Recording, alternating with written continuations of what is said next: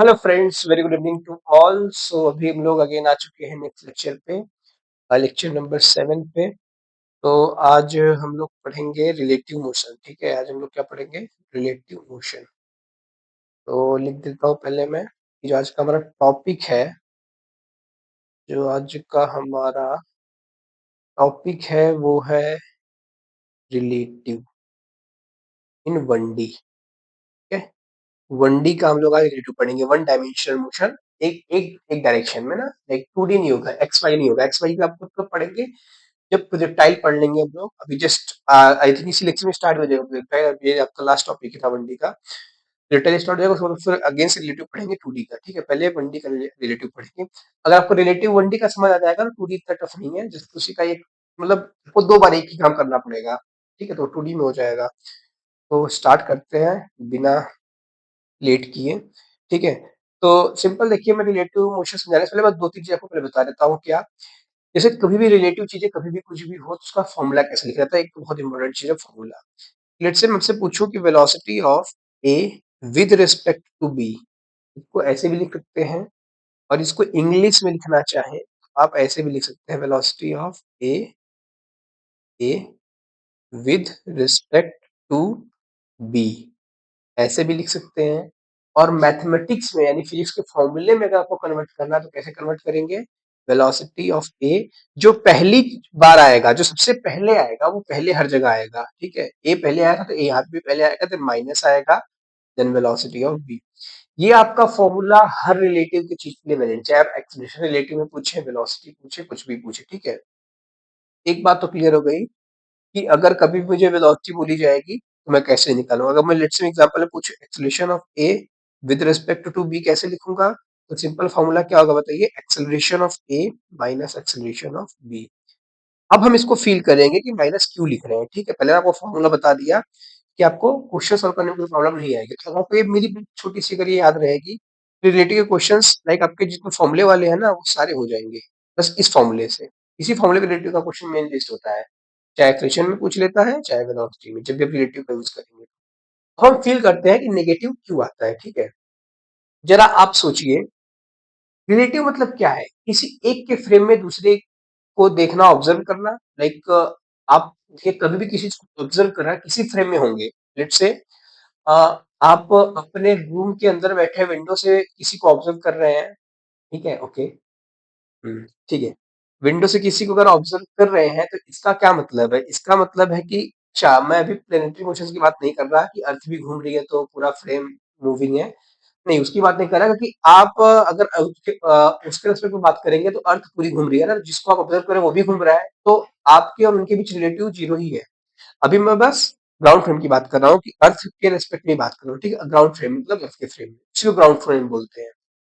तो अगर अर्थ पे मान लीजिए आपके यहाँ पे घर है, यहाँ पे विंडो है, विंडो पे किसी को बाहर देख रहे हैं जहाँ पे रोड है, वो बंदा रोड पे बाइक या स्कूटी पे जो भी है वो जा रही है या जा रहा है, जैसा आप देख रहे हैं वैसा। ठीक है, ओके।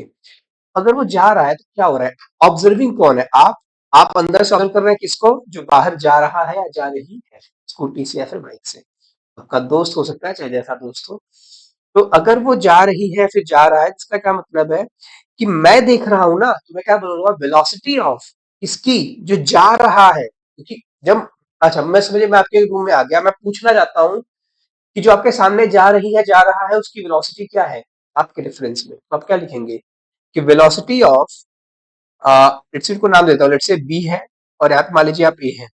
ये मैं कैसे पूछूंगा? अगर मैथमेटिकली मुझे पूछना होगा तो कैसे पूछूंगा? मैं बोलूंगा वेलोसिटी ऑफ बी, जो कि जा रहा है, आपके रेस्पेक्ट में कितने से जा रहा है? विद रेस्पेक्ट टू ए, आपके रेस्पेक्ट में, क्योंकि देखिए मैंने लिखा है ना ए विद रेस्पेक्ट टू, किसके रेस्पेक्ट में, किसके नजरिए से, है ना? तो यहाँ पे velocity of B with respect to A पूछा जा रहा है। आप इसका फॉर्मूला क्या होगा एक्चुअली में? Velocity of B minus velocity of A. और जैसा कि मैंने बताया, आप अपने रूम में है, रेस्ट पे है, तो आपकी वेलोसिटी जीरो है, मतलब कि जो एक्चुअल में इसकी वेलोसिटी होगी v, वही आपके लिए भी होगी, और वही जो यहाँ पे जितने भी लोग सड़क पे खड़े होके इसको देख रहे होंगे, अब ये जो भी हो सकता है, कोई भी हो सकता है, जो लोग भी इनको देख रहे हैं उन सबके लिए वेलोसिटी v ही होगी। क्यों क्यों v होगी सर? क्योंकि सब जो यहाँ पे रेस्पेक्ट में आएगा उनकी वेलोसिटी जीरो है, क्योंकि ग्राउंड फ्रेम में है। आपका घर कहाँ पे है? ग्राउंड पे है। आप ग्राउंड फ्रेम में है। जो यहाँ पे लोग खड़े हैं ग्राउंड में खड़े हैं साइड में, ये लोग ग्राउंड ग्राउंड फ्रेम में है। इन सबकी वेलोसिटी तो जीरो हो गई जब जब होगी। इसकी वेलोसिटी हमेशा v है, और ये वेलोसिटी भी ग्राउंड फ्रेम में है कि ग्राउंड के फ्रेम में जो भी स्कूटी से लेके चल रही है या चल रहा है बाइक पे, तो उसकी वेलोसिटी तो ग्राउंड फ्रेम में ही है ना, तो सिंपल है v आ गया। अब माइनस क्यों हो रहा है? बस एक दूसरा केस समझिए। अब मैं थोड़ा सा केस चेंज कर रहा हूँ।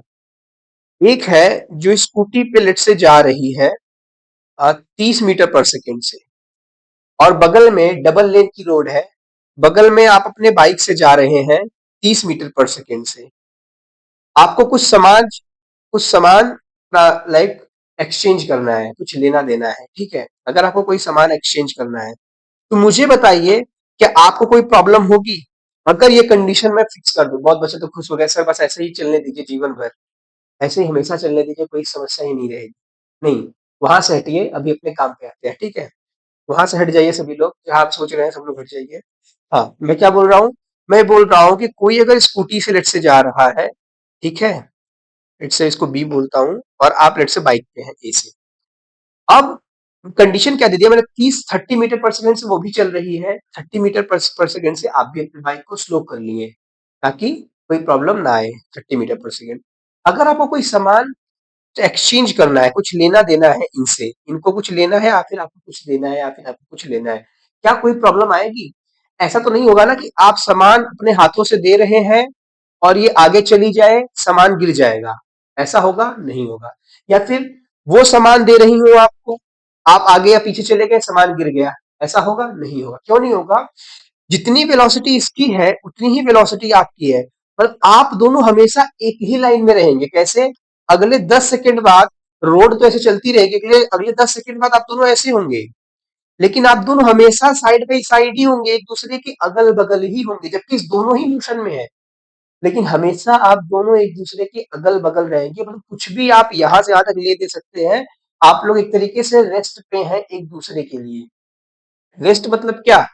आप बैठे हैं, आपके सामने वो भी बैठे हैं, ठीक है, तो यहाँ पे भी रेस्ट पे है, यहाँ पे भी कोई सामान ले सकते हैं, दे सकते हैं, कोई प्रॉब्लम नहीं आएगी। क्यों? क्योंकि दोनों ही बॉडी एक जगह पे उन दोनों के रेफरेंस में रेस्ट पे है। पर देखिए रेस्ट का मतलब कैसे बदल रहा है। मैंने क्या बोला? यहाँ पे दोनों ही मोशन में था, बट किसके लिए? जो बंदा कि यहाँ पे रेस्ट पे खड़ा है, जो बंदा ग्राउंड पे है, वो कोई भी हो सकता है, देख लीजिए। जो यहां से देख रहा है वो तो बोलेगा वो दोनों भाग रहे हैं, वो दोनों जा रहे हैं, ठीक है। वो तो यही बोलेगा ना, क्योंकि आप मोशन में उसके लिए कितने से 30 मीटर पर सेकेंड से। पर क्या आपके लिए ए के लिए क्या बी मोशन में है? नहीं। क्या बी के लिए ए मोशन में है? नहीं। क्यों? ये दोनों के पास सेम वेलोसिटी है, दोनों के पास सेम स्टेट्स है। ये दोनों हमेशा ऐसे ही साथ चलते रहेंगी, हमेशा। अच्छा, मतलब एक बात तो समझ आ गई कुछ कुछ, कि रिलेटिव का मतलब है कि किसके रेफरेंस में बात हो रही है। जैसे मैं बोलूं कि आपके रेस्पेक्ट में, आपके रेफरेंस में बी क्या है? रेस्ट पे है, का हुआ है, जबकि वो चल रहा है किसके लिए? जो बंदा यहाँ बाहर खड़ा है सी के लिए। सी के लिए आप भी चल रहे हैं, वो भी चल रहे हैं, दोनों लोग चल रहे हैं, ठीक है। अच्छा, अब इसमें नेगेटिव का कहां से कॉन्सेप्ट आया? ये कॉन्सेप्ट ये है, जस्ट एक एक लेवल और अप करिए, एक लेवल और अप करिए। क्या? हो सके जो सामने वाली थी वो डर गई। अगर आप 30 मीटर पर सेकेंड अपनी बाइक की किए, तो हो सके जो भी वो सामने रही होगी, रहा होगा, वो डर गया होगा, और उसने अपनी स्पीड बढ़ा के 40 मीटर पर सेकेंड कर लिया। अब बताइए क्या होगा? अब क्या होगा? जैसे ही आप चाहते हैं कोई सामान देना इसको, ठीक है, क्या होगा? अगले सेकंड में आप तो तीस, आपकी वेलोसिटी धीरे है और उसकी वेलोसिटी तेज है, तो क्या वो सामान ले पाएगी? नहीं ले पाएगी। अब ये मत बोलिए सर हाथ पीछे कर लेंगे। अगर हाथ पीछे भी कर लेंगे तो मैं वेलोसिटी और बढ़ा दूंगा, कितना ही हाथ पीछे कर ले वो नहीं आ पाएगा। मेरे कहने का मतलब आप आई थिंक फीलिंग को समझ रहे हैं मैं क्या बोल रहा हूँ, कि अगर इसकी वेलोसिटी तेज हो गई है, तो अगर ये बंदा कुछ भी यहाँ से देना चाहेगा या फिर लेना चाहेगा, तो होगा क्या? ये आगे निकल जाएगा और वो सामान गिर जाएगा। अभी क्या हुआ? अभी कुछ तो हुआ, क्योंकि इसके पहले तो ऐसा नहीं हो रहा, इसके पहले दे रहा था और इसी के हाथ में जा रहा था, या ऐसे ही हमेशा चल रहे थे साथ साथ। लेकिन अभी क्या होगा? अभी तो यहाँ ऐसे दिख रहे हैं, हो सके अगर आप अगले 1 सेकंड बाद देखेंगे तो बी कुछ यहाँ होगा, लेकिन ए उससे भी आगे निकल गया होगा, ऐसे मतलब इनके बीच इतनी दूरी बढ़ गई, यहाँ पे दूरियां बढ़ गई। इन दूरियों को कम करने के लिए क्या मुझे रिलेटिव वेलोसिटी को जीरो करना चाहिए? जरा बताइए। अच्छा, अब एक बात तो समझ आ गई कि यहाँ पे ऐसा क्यों हो रहा है। तो अगर मैं क्यों पूछना चाहूँ आपसे, यहाँ पे दो केस बनेगा। ये आप सामान रख रहे हैं तो ये आगे जा रहा है या पीछे जा रहा है आपके रिस्पेक्ट में, कि वैसे तो आगे जा रहा है, वैसे तो ये आगे जा रहा है, बट जब आप इसको सामान दे रहे हैं तो क्या हो रहा है आप समझना चाहेंगे कि जब मैं सामान दे रहा हूं तो वो आगे भग गए या फिर वो पीछे ही रह गए। क्योंकि अगर वो आगे भगे होंगे तो मैं अपनी वेलोसिटी और बढ़ाऊंगा, तेज करूंगा ताकि मैं इसको अप्रोच कर पाऊं। और अगर ये पीछे ही रह गए, अपनी भी वेलोसिटी और कम कर लूंगा ताकि मैं इसको अप्रोच कर पाऊं। आई थिंक मेरी बात समझ आ रही है। अब यहाँ कॉन्सेप्ट है, मुझे पता कैसे पड़ेगा कि वो आगे जा रहे हैं कि पीछे जा रहे हैं। तो ये अब यहाँ पे नेगेटिव कॉन्सेप्ट समझ आएगा कि आखिर वो आगे पीछे जा ही क्यों रहे हैं, डिफरेंस की वजह से। अरे भाई, जब ये दोनों के पास सेम स्टेट था, कोई डिफरेंस नहीं था ना। 30 - 30 is what, this is equal to 0। मतलब there is no any difference, यार कोई डिफरेंस नहीं है। अगर डिफरेंस नहीं है तो स्टेट सेम है। सेम स्टेट है तो वही आपकी मनचाही कंडीशन है, जैसा आप चाह रहे हैं कि हमेशा के लिए ये रहे। पर हमेशा ऐसा हो जरूरी नहीं है। हो सके सामने वाली डर जाए आपकी बाइक देख के, कंडीशन क्या होगी, वो तेज कर लेगी अपनी स्पीड या फिर स्लो कर लेगी ताकि वो आपसे बच पाए। मतलब आपकी वेलोसिटी वो सेम नहीं रखेगी, डिफरेंस क्रिएट करेगी। डिफरेंस मैटर करेगा कि वो आगे जाएगी कि पीछे जाएगी। ये बहुत ऑब्वियस बात है। अगर डिफरेंस पॉजिटिव है, अच्छा पॉजिटिव किसके रेस्पेक्ट में, आपके रेस्पेक्ट में। लाइक मैं इसको नेम दे दूं, उसे मैंने नेम दिया ही था पहले भी। ये कौन है, ये बी है और ये है ए, ठीक है। तो मैं क्या बोल रहा हूं कि वेलोसिटी, अगर ये वैल्यू ज्यादा है, अगर ये वैल्यू ज्यादा है आपसे तो क्या होगा, या आपसे आगे निकल जाएगी। और अगर ये वैल्यू कम होती, आप आगे निकल जाते, ये पीछे रह जाती।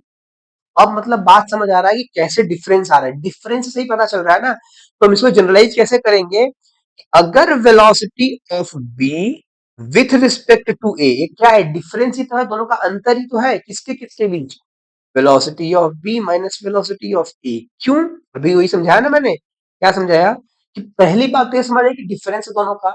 अब ये मुझे कैसे पता कि वेलोसिटी ऑफ बी पहले आएगा कि वेलोसिटी ऑफ ए पहले आएगा, ये कैसे याद रहेगा, किसके रेस्पेक्ट में बात हो रही है वो बाद में आएगा। यहाँ पे जो पहले है, यहाँ पे जो पहले आएगा, यहाँ पे भी पहले आएगा, जो बाद में आएगा वो बाद में आएगा। पर बीच में डिफरेंस क्यों है, क्योंकि relative velocities relative thing depend ही करते हैं डिफरेंसेस पे। अगर डिफरेंस नहीं है तो स्टेट सेम रहेगी। अब अब देखिए जरा, अगर आप लिखे वेलोसिटी ऑफ बी, यानी कि जो भी कन्या रही होगी या फिर बालक रहा होगा, जो कोई भी रहा होगा ये बी, ठीक है, इसकी जो भी वेलोसिटी रही होगी, अगर ये ज्यादा होगी तो क्या वो आगे निकल जाएगा, हाँ सर आगे निकल जाएगा। अगर ये आगे निकल जाएगा मतलब कि ये वाली क्वांटिटी पॉजिटिव होनी चाहिए ना। और ऑब्वियस ये पॉजिटिव तो है, 40 माइनस का 30, क्योंकि वेलोसिटी ऑफ बी 40 है, velocity of A 30, this is equal to 10 metre पर सेकेंड। मतलब कि आपके में ये 10 मीटर पर सेकंड से आगे जा रही है। आपको क्या करना चाहिए, अपनी बाइक की स्पीड 10 मीटर पर सेकंड और बढ़ा लेनी चाहिए। आ रही है बात समझ में, क्या हो रहा है, आपके रेस्पेक्ट में वो 10 मीटर पर सेकंड से आगे जा रही है। तो अगर आप चाहते हैं कि दोनों सेम स्टेट पे रहे तो आप सडनली तुरंत इसको 10 मीटर पर सेकंड बढ़ा लीजिए ताकि आप 40 मीटर पर सेकंड पे इसको अप्रोच कर पाए। आई बात समझ में। अब ये कंडीशन समझ आया कि रिलेटिव में नेगेटिव कॉन्सेप्ट क्यों है। रिलेटिव में नेगेटिव कॉन्सेप्ट इसलिए है, नेगेटिव कॉन्सेप्ट नेगेटिव क्यों आता है, नेगेटिव इसलिए आता है क्योंकि ऑलरेडी डिफरेंसेस की बात करते हैं।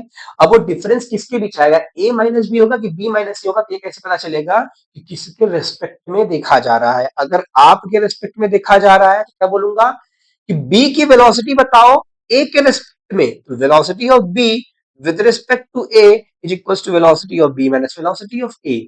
इन द सेम वे हम इसी तरीके से बिल्कुल डिट्टो, अगर मैं एक्सेलरेशन दे दूं ना कि एक्सेलरेशन ऑफ बी यहां है, एक्सेलरेशन ऑफ ए यहां है, अगर मैं सेम कंडीशन दे दूं, let's say acceleration of B acceleration of A, तो मैं पूछूं अगर कि मुझे acceleration of B with respect to A बताइए, क्या होना चाहिए ये बताइए, acceleration of B minus acceleration of A, बस। अब अगर इतनी चीजें आपको क्लियर है तो अब हम लोग बिल्कुल इस लेवल पे आ चुके हैं कि हम लोग यहाँ पे क्वेश्चन सभी एक आध दो सॉल्व कर सकते हैं। इतनी बात आपको अच्छे से फील समझ आनी चाहिए। मेरा शुरू से मोटो ये है कि मैं कोई भी फॉर्मूला याद कराने पे ज्यादा जोर नहीं देता। आप फॉर्मूले देखिए, वो सॉल्व करते करते याद हो जाए तो अलग बात है। उस स्पेसिफिकली इनऑर्गेनिक फिर ऑर्गेनिक की तरह रट्टा नहीं मारना है। फील होनी चाहिए, आपको पता होना चाहिए कि किसको किससे माइनस करना है, सिंपल, रटना नहीं है। माइनस क्यों करना है, क्योंकि रिलेटिव वेलोसिटी किस पे डिपेंडेंट है, डिफरेंसेस पे, अगर कुछ डिफरेंस है तो के रिलेटिव में कुछ चेंज होगा, अदरवाइज नहीं होगा। अच्छा, अगर लेट्स से मैं बोलता कोई बंदा यहाँ पे सी खड़ा है, अगर मैं बोलता यहाँ पे सी कोई खड़ा है, हो सके ताऊ खड़े हो, कोई खड़े हो, है ना, अगर यहाँ पे लेट्स से कोई सी खड़ा है, अभी क्या होगा, अगर ये सी खड़े हैं तो इनके लिए क्या होगा, अगर ये पूछे कि मेरे लिए वेलोसिटी क्या होगी बी और ए की, इसके लिए कैसे लिखूंगा, velocity of B with respect to c is equals to velocity of b minus velocity of c। velocity of b क्या है, 40 मीटर पर सेकेंड, velocity of c क्या है, ग्राउंड पे ही है, ग्राउंड रेस्ट पे है, इसको ग्राउंड फ्रेम बोलते हैं। जितनी भी चीजें अर्थ पे है ना, ग्राउंड पे है, बिल्डिंग्स है ना, लिफ्ट तो मूव करेगी, बिल्डिंग जो है वो तो रेस्ट पे है ना, अभी बिल्डिंग है, फ्लोर्स है, ये सब जो भी चीजें हैं जो रेस्ट पे है उनको ग्राउंड फ्रेम बोलते हैं, ठीक है, रेस्ट पे जो अर्थ पे है, इसमें पूरी की पूरी अर्थ भी घूम रही है, लेकिन उस केस में क्या हो रहा है, अगर सच में बाहर से देखें, स्पेस से देखने में क्या मिलेगी, सी एक्चुअली भले अर्थ पे है लेकिन इनके पास भी कुछ ना कुछ वेलोसिटी होगी, अगर मैं स्पेस से जाके देखूंगा तो इनके पास भी कुछ वेलोसिटी होगी, लेट्स से एक्स मीटर पर सेकेंड। बट प्रॉब्लम है कि ये जो एक्स मीटर पर सेकेंड है वो सबके पास जुड़ जाएगी, क्यों, क्योंकि स्पेस में सब कुछ घूम रहा है, अर्थ पे है तो अर्थ की जितनी स्पीड है उतनी सबके पास है, कॉन्टेक्ट बॉडी है इसलिए, तो सबके पास एक्स एक्स है ना, अब देखिए अभी भी सेम चीज आएगी, अभी भी सेम आएगा क्या, अगर मैं लेट्स से स्पेस के रिस्पेक्ट में बोलता, स्पेस के रिस्पेक्ट में नहीं, अगर आप स्पेस से देख रहे हैं तो आपको वेलोसिटी ऑफ ए दिखेगा एक्स, और वेलोसिटी ऑफ बी क्या दिखेगा 40, तो ग्राउंड ग्राउंड पे ही था, लेकिन ग्राउंड भी मूव कर रहा है एक्स से, तो 40 प्लस एक्स हो जाता है, यहाँ पे 30 प्लस एक्स हो जाता है। तो अगर स्पेस में भी कोई पूछे कि velocity of B with respect to A, sorry A नहीं, ये सी है, सॉरी सी के रेस्पेक्ट में क्या होगा, तो क्या हो जाएगा, velocity of, just second, velocity of B minus velocity of C, velocity of B कितना बोला मैंने 40 प्लस एक्स, क्योंकि एक्स हो गया था, जो स्पेस से बंदा देख रहा है उसके लिए ये भी 40 प्लस एक्स से मूव कर रहा है, माइनस ऑफ वेलोसिटी ऑफ सी, जो स्पेस से बंदा देख रहा है उसके लिए सी की वेलोसिटी एक्स है, तभी भी देखिए एक्स से एक्स कट जाएगा, तभी भी 40 आएगा। और अगर वही ग्राउंड से ही ग्राउंड पे पूछे, कोई बंदा है ऐसा, ये स्पेस से पूछा गया था, स्पेस से आपको कॉल आया था, स्पेस सेंटर से कोई भी ऊपर था, वहां से कॉल आया था कि आपके रेस्पेक्ट में सी कितने से चल रहा है, और कोई बंदा आपके बगल में ही पूछ रहा है कि आपके रेस्पेक्ट में बी के रेस्पेक्ट में सी कितने से जा रहा है, तो इसके लिए क्या होगा, वेलोसिटी ऑफ बी, जो बंदा यहाँ ग्राउंड पे है, ग्राउंड, इसके लिए क्या होगा, वेलोसिटी ऑफ बी 40 ही होगा, क्योंकि जो ग्राउंड पे है इसके लिए 40 से ही दिखेगा ना जाता हुआ, बट वेलोसिटी ऑफ सी कितनी होगी, वो भी तो जीरो ही होगी, तो 40 माइनस जीरो, अगेन देखिए 40 आ गया, मतलब कि रिलेटिव वेलोसिटीज क्या है, रिलेटिव वेलोसिटी किसी दो बॉडी के बीच की रिलेटिव वेलोसिटीज, आप किसी और फ्रेम से देखिए सेम आएगी, किसी भी फ्रेम से दो बॉडी के बीच रिलेटिव हमेशा सेम आएगी, देखिए दो बॉडी कौन है, बी और सी, ए और बी, ए और सी, किसी भी दो बॉडी के बीच में रिलेटिव की बात करूंगा, आप स्पेस से देखिए, स्पेस वाले से पूछिए या फिर ग्राउंड वाले से पूछिए कि इन दोनों के बीच रिलेटिव क्या है, तो वो सेम आएगी, क्यों, क्योंकि जब आप तीसरा फ्रेम बदलेंगे तो दोनों के लिए वो एग्जैक्टली ऐड होगा ना, एक्स दोनों में ऐड हुआ था तो कट जाता है।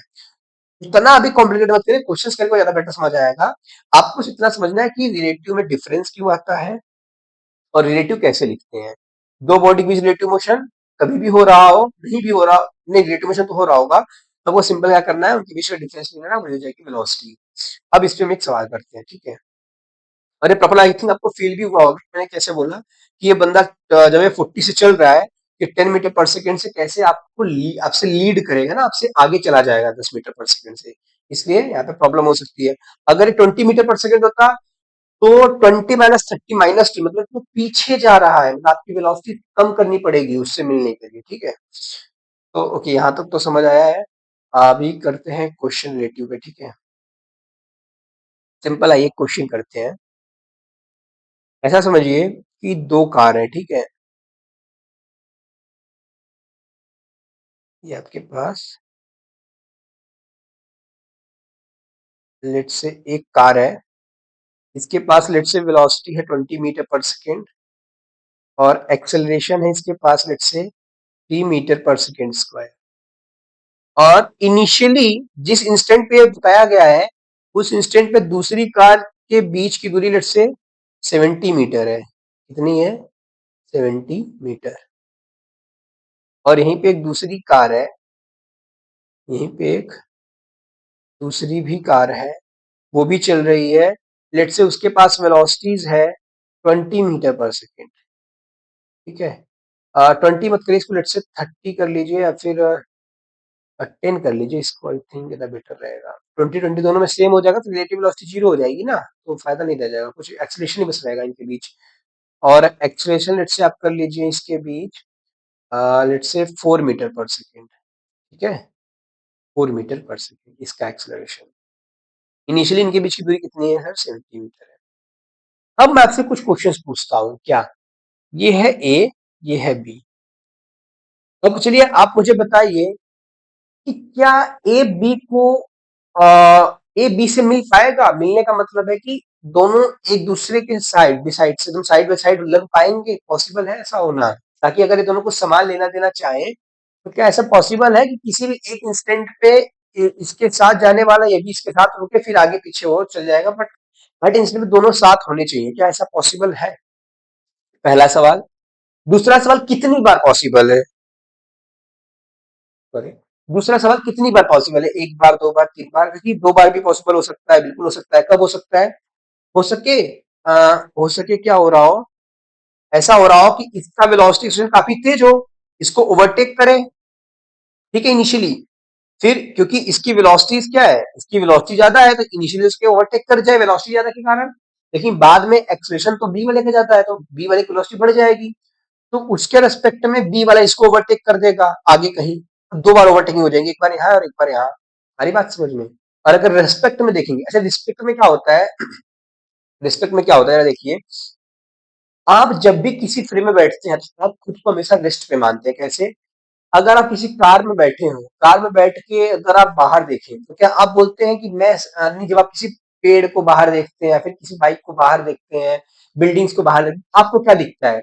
बिल्डिंग पीछे जा रही है। आप कार लेके आगे जा रहे हैं, आप बगल बगल में देखेंगे, क्या देखेंगे? बिल्डिंग पीछे जा रही है, ट्रीज जो भी पेड़ प्लांट्स है जो भी पीछे जा रहे हैं। मतलब ये बड़ा सेल्फिश नेचर है ह्यूमन का कि एक्चुअल में कौन चल रहा है? खुद। लेकिन बोलेंगे किसे? बाहर, इन्वायरमेंट। पूरा इन्वायरमेंट घूम रहा है पर वो आप खुद को रेस्ट पे बोलेंगे। और ये फिजिक्स भी फॉलो करती है, ये नियम फिजिक्स भी फॉलो कर रही है। ये बोलती है कि जब भी आप किसी भी फ्रेम में बैठ रहे हैं, जो ऑब्जर्वर है वो ऑलवेज अज्यूम्ड होगा रेस्ट पे। अगर आप जिस फ्रेम में बैठ रहे हैं, आप खुद की वेलोसिटी एक्सेलरेशन जीरो मान लेंगे, के रेस्पेक्ट में जो दूसरी वेलोसिटी है उनको नेगेटिव करके दे देंगे। जो भी वेलोसिटी एक्सेलरेशन है उसको नेगेटिव करके सारे इन्वायरमेंट में दे देंगे। जैसे होता क्या है, आप ट्रेन में बैठे हैं, तो जब आप ट्रेन में बैठते हैं तो क्या होता है, सामने बहुत सारे जंगल झाड़ी सब पीछे जा रही होती है, पर क्या एक्चुअली वो पीछे जाती है? नहीं, ये रुकी है बेचारे। चल कौन रही है? ट्रेन। ट्रेन के अंदर बैठे आप तो चल रहे हैं आप, लेकिन आप क्या कर रहे हैं? Selfish nature. आपने खुद को बोला मैं रेस्ट पे हूं, आप अपनी वेलोसिटी उल्टा किए, नेगेटिव किए, और दे दिए किसको? एनवायरमेंट को। हमारी बात समझ में? मतलब बाहर जितनी भी चीजें हैं आप सबको अपनी वेलोसिटी, जो भी एक्सेलरेशन होगा, वेलोसिटी एक्सेलरेशन जो कुछ भी होगा उसको उल्टा करेंगे, नेगेटिव करेंगे, देन दूसरों को ट्रांसफर कर देंगे। बट खुद को कभी भी वेलोसिटी जिस पे में बैठे हैं उसको नहीं लेते हैं। अगर आप ट्रेन में हैं तो खुद को रेस्ट पे ही मानते हैं। आप बोलते हैं कि मैं खुद पे हूँ, मैं नहीं, मतलब ऐसा हो, अगर आपने देखा हो कभी ट्रेन में आप बैठे हैं तो खुद को तो रेस्ट पे ही मानते हैं ना। आपके आपके लिए तो आप रेस्ट पे हैं, आपके लिए तो खुद रेस्ट पे है ना। ये थोड़ी कि मैं यहाँ हूँ मेरे हाथ उड़ के चले गए वहां, ऐसा कुछ नहीं। रहा मेरे लिए, मैं तो रेस्ट पे हूँ ना। अभी पूरा घर घूम जाए, ये पूरा बिल्डिंग घूम जाए, पर मैं तो मेरे रेस्ट पे रहूंगा ना। मेरे लिए वो इन्वायरमेंट घूम रहा होगा। मैं जिस कार में बैठा हूँ, ये कार में मैं तो रेस्ट पे हूँ ना, मेरे लिए ये सब पीछे जा रहे हैं। अगर मेरे लिए मैं देखूं तो मेरे लिए सब पीछे जा रहे हैं। एक्चुअल में नेचर यही है। तो वही बात है, जैसे अभी मैं इसके पीछे वाला दिखाऊं अगर आपको, तो हाँ, जब आप यहाँ पे आए थे 30 मीटर पर सेकेंड से, आपने क्या बोला? आपने एक्चुअली यही तो किया। अगर मैं अपनी स्टेटमेंट को एक बार वहां पे यहाँ पे समझाऊं, आपने यहाँ पे भी क्या किया? सिर्फ वही काम किया। क्या? कि अगर आपसे पूछी गई कि आप बताइए वेलोसिटी ऑफ बी कितनी है, तो आपने क्या बोला कि मैं तो बाइक पे बैठा हूं तो मैं तो रेस्ट पे हो गया। मैं क्या करूंगा? अपनी वेलोसिटी को उल्टी करूंगा, नेगेटिव 30, मतलब माइनस, तो 30 पीछे कर दूंगा और जोड़ दूंगा बाहर इन्वायरमेंट में। बी भी तो बाहर के इन्वायरमेंट में है ना, बी मेरे साथ तो ही बैठा है। बी मेरे बाइक पे तो है नहीं, बी मेरे रेफरेंस पे तो है नहीं, बी का अलग रेफरेंस है, बी अलग बाइक पे है। तो मैं जिस बाइक पे बैठा हूं उसकी जो भी वेलोसिटी है, मेरे रेफरेंस में अगर किसी की वेलोसिटी पूछी जाएगी तो मैं क्या करूंगा? अपनी वेलोसिटी का नेगेटिव करूंगा और दूसरों को दे दूंगा। तो जरा देखिए वही तो हो रहा है, 40 देन प्लस -30। क्यों? ये 40 तो इसकी खुद की वेलोसिटी थी, -30 क्यों? ये जो 30 है एक्चुअल में, जो एक्चुअल 30 चल रहा है उसके रेस्पेक्ट में वेलोसिटीज पूछी जा रही है, इसलिए उस बंदे ने अपनी वेलोसिटी को नेगेटिव करके जोड़ दिया। यही चीज अगर समझिए क्या होता कि अगर सिर्फ आप चल रहे होते, अगर सिर्फ आप लेट से 30 से चल रहे होते और सामने कोई बंदा लेट से ग्राउंड पे है, रेस्ट पे खड़ा है, अभी आपको देख रही है, आप क्या करेंगे? आप ये नहीं बोलेंगे कि वो 30 से पीछे नहीं, आप ये नहीं बोलेंगे कि मैं 30 से आगे जा रहा हूं, आप क्या बोलेंगे? आपके लिए अगर मैं पूछूं कि आपके लिए ये कौन है, ये मूविंग में है फिर रेस्ट पे, तो आपके लिए ये रेस्ट मूविंग में है। क्यों मूविंग में है? क्योंकि जब भी आप इसको देखेंगे तो ये पीछे जाती हुई दिखाई देगी, और कितने से दिखाई देगी? जितनी आपकी वेलोसिटी यहाँ पे है। क्यों? कि आपकी जो भी वेलोसिटी, इसको हटाएंगे अपने हाथ से, आप खुद को रेस्ट पे बोलेंगे, नेगेटिव करके पीछे ऐड कर देंगे, तो क्या 30 से नेगेटिव हो जाएगा? इसलिए आपके रेस्पेक्ट में सभी चीजें उल्टी जाती हुई दिखाई देती है। ये बिल्कुल बेसिक लॉजिक है रिलेटिव मोशन का। मैंने आपको प्रॉपर दो फील कराई है कि नेगेटिव क्यों करते हैं, डिफरेंस क्यों होता है, तो नेगेटिव कैसे करते हैं, आखिर हम जिस फ्रेम में बैठ रहे हैं वो रास्ते पे क्यों है। आई थिंक आपको ये बात समझ आई होगी। अभी ये वाला क्वेश्चन करते हैं। इसमें मेरा पहला क्वेश्चन था कब मिलेंगे। कब मिलेंगे तो थोड़ा अच्छा क्वेश्चन है, तो वो भी करेंगे, नहीं वो आप करिए, सॉल्व करिए, फिर मैं करके दिखाऊंगा कब मिलेंगे। और दूसरा कितनी बार मिलेंगे, तो एक बार मिलेंगे, हो सके इसकी वेलोसिटी तेज हो गई, कभी वापस आए ना, मतलब इसके पीछे ही रह जाए और ये इसको ओवरटेक करके आगे निकल जाए, तो कभी ना मिले। बट अगर चल के इसकी वेलोसिटी तो स्लो हो गई, तो ये फिर से मिल जाएंगे दोबारा ऐसे रास्ते में कहीं। कितनी बार मिलेंगे ये भी पॉसिबिलिटीज है। अब कुछ चीजें समझिए कि रेफरेंस और वेरिएबल में डिफरेंसेस क्या है। जैसे कि टाइम क्या है, टाइम दोनों के लिए क्या है, इंडिपेंडेंट ऑफ रेफरेंस है। टाइम जैसे कि अगर मैं बताऊं तो कोई भी कार है, कोई बंदा लेट से एक बार मैं दोबारा ले लेता हूँ लॉजिक, डिस्कस कर लेते हैं फिर आगे करेंगे क्वेश्चन। ठीक है, समझिए कि यहाँ पे एक ऐसे कार है, ठीक है, यहाँ पे दो लोग हैं, एक लोग यहाँ है, एक लोग यहाँ है, और एक लोग बाहर खड़े हैं, ठीक है। लेट से ए, बी और सी, रिलेटिव को पूरा फिल कर लीजिए। अब इसमें कुछ इंडिपेंडेंट होती है क्वांटिटीज, जैसे कि वेलोसिटीज। तो आपको एक समझ आ गई है, वेलोसिटी है, एक्सेलरेशन है, ये सब क्या है, डिपेंडेंट ऑन द फ्रेम है, फ्रेम पे डिपेंड कर रही है। अगर एक अगर लेट से ट्रेन पूरी की पूरी लेट से 60 किलोमीटर पर आवर से चल रही है, let us assume initially start हुई अभी, तो अगर ट्रेन ऐसे चल रही है, फिर कार जो भी चल रही है, ए के लिए बी क्या है, रेस्ट पे है सर, क्योंकि दोनों एक ही फ्रेम में है। ये दो एक्चुअली दोनों ही 60 से चल रहे हैं, लेकिन ए के लिए बी क्या है, रेस्ट पे है, बी के लिए ए क्या है, रेस्ट पे है, क्योंकि फ्रेम डिपेंडेंट है, दोनों एक ही फ्रेम में बैठे हैं तो रेस्ट पे है। लेकिन जो सी है जो कि ग्राउंड पे खड़ा है, क्या इसके लिए भी ए और बी रेस्ट पे है? नहीं सर, इसके लिए रेस्ट पे नहीं है। इसके लिए क्या है, ए भी 60 से चल रहा है, बी भी 60 से चल रहा है, इनफैक्ट पूरी की पूरी कार ही 60 से चल रही है ना, इसके अंदर हर एक पार्टिकल 60 से चल रहा है। आपको एक बात समझ आई कि यहाँ पे वेलोसिटीज क्या है, फ्रेम पे डिपेंडेंट है, ठीक है। लेकिन टाइम, मेरा टाइम सोचिए कि अगर लेट्स से तीनों के पास सेम क्लॉक है। अच्छा, आप अभी आइंस्टीन के क्वेश्चन में मत जाइएगा, वो वास्ट चीज है ना, वो रिलेटिविटी वो एक अलग कॉन्सेप्ट है, वो आप इंजीनियरिंग में पढ़ेंगे अच्छे से, उसी टाइम पढ़िएगा। अभी आप जेईई लेवल पे उसको मत टच करिएगा। आई थिंक आपको समझना टाइम भी नहीं होगा, और मतलब कॉम्प्लेक्स भी है थोड़ा। वहां पे टाइम चेंज होता है, ठीक है, वो रिलेटिविटी एक अलग चीज है, अलग चीज नहीं है तो यही। बट वो वेलोसिटीज का इतना ज्यादा लार्ज गैप होता है, वहां पे रिलेटिविटी से टाइम का डिफरेंस भी चेंज होता है। वहां पे क्या होता है कि इनके लिए टाइम अलग हो जाएगा, आपके लिए टाइम अलग हो जाएगा, लेकिन एक्चुअल में मतलब अगर विदाउट रिलेटिविटी की बात करें, सिंपल नॉर्मल लाइफ की बात करें, ठीक है, जो हम लोग एक्चुअली प्रैक्टिकल जो लोग जीते हैं, एक्सपीरियंस करते हैं, वहां पर रिलेटिविटी नहीं लगती है, ठीक है। तो अभी के लिए उनको छोड़ दीजिए, अभी उसका अपन डिस्कस करें। जो मैं बोल रहा हूँ उसको ध्यान सुनिएगा कि मैं ये बोल रहा हूँ कि अगर तीनों के पास मैं क्लॉक दे दूं, या फिर तीनों के पास स्मार्टफोन है सब, उसमें क्या है, स्टैंडर्ड टाइम सेट है। अगर ये तीनों किसी भी इंस्टेंट पे कॉल मिलाए, एक दूसरे को कॉल कॉन्फ्रेंस पे करें और तीनों से टाइम पूछा जाए, तो तीनों के लिए हमेशा सेम टाइम होगा। जिस समय इसके क्लॉक में 9 पीएम हुआ है, उसी समय इनके में भी 9 पीएम होगा होगा इनके में भी 9 पीएम होगा। क्या वेलोसिटी ऐसा हो रहा है? नहीं, वेलोसिटी सी के लिए बी अलग है, सी के लिए ए अलग है, ए के लिए बी अलग है, बी के लिए ए सेम है, बट इसलिए समय कि एक ही फ्रेम में है।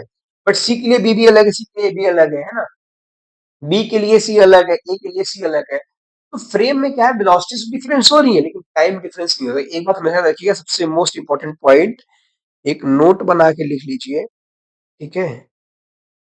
Time is independent of reference, independent of reference. ये अभी आपको आगे बहुत काम आएगा, अभी जो मैंने क्वेश्चन दिया इसमें भी काम आएगा। रेफरेंस क्या मतलब है इसका, आप क्या बोल रहे हैं?